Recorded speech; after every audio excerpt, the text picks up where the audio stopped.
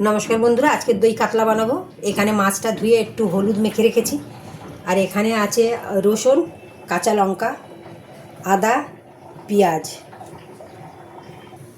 কড়াই বসিয়ে দিয়েছি, কড়াই জল দিয়ে দিই।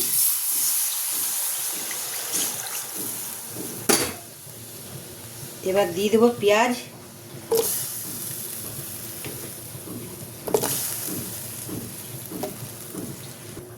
আদা দিয়ে দিয়েছি, কাঁচা লঙ্কা, রসুন সব সিদ্ধ করে নেব।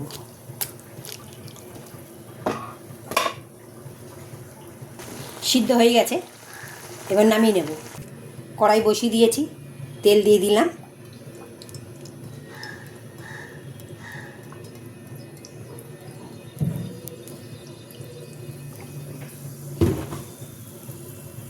তেল গরম হয়ে গেছে, এবার মাছগুলো দিয়ে দেবো।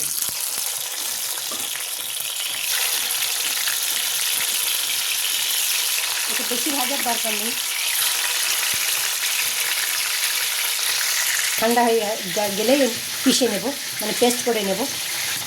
এখানে আমি চাল মগজ আর কাজুটা দিয়ে দেবো। মাছগুলো এরকমই ভাজা হবে, বেশি ভাজার দরকার নেই।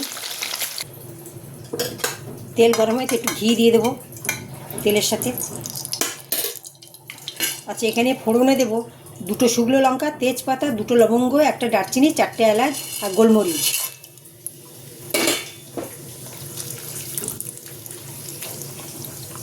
একটা ভালো সুন্দর গন্ধ চলে আসছে।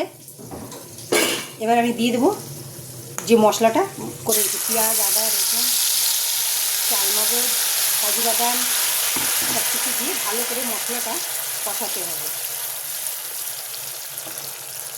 এখানে ছোটো বাটির 1 বাটি টক দই দিয়ে দেবো। দইটা আমি মিক্সি জারের মধ্যে একটু ঘুরিয়ে নিয়েছি।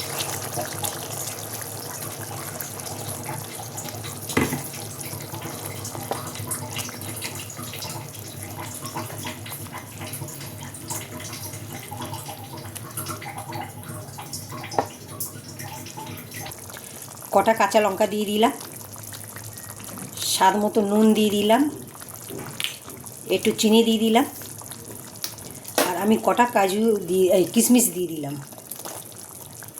অনেকে দেয় মানে বেটে, আমি এমনিই দিয়ে দিলাম।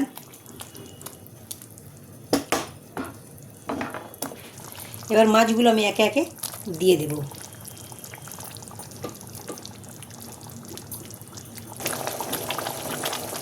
একটু দিয়ে দেবো গরম মশলা, 1 চামচ দেবো ঘি,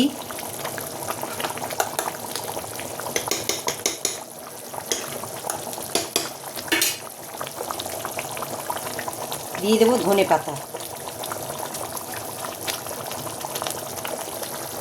তো বন্ধুরা, দই কাতলা রেসিপি যদি আপনাদের ভালো লেগে থাকে বন্ধুদের সঙ্গে শেয়ার করবেন আর আমার পাশে থাকবেন।